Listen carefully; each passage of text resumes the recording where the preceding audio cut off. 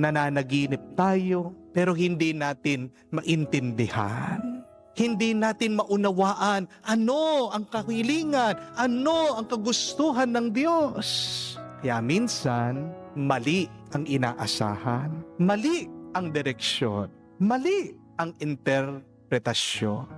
At ito po ang malaking problema ng napakaraming tao ngayon.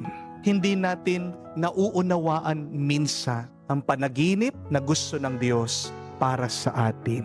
Kapatid, 3 paalaala, 3 aral para sa pangatlong araw ng ating simbang gabi ngayon. First, dream with God, not against God. Sino po sa tingin niyo ang pinakamahirap na tao? Yung po bang walang pera? Yung po bang maraming utang? Yung po bang walang matirhan? Walang puhunan? Sino po? Hindi po yan.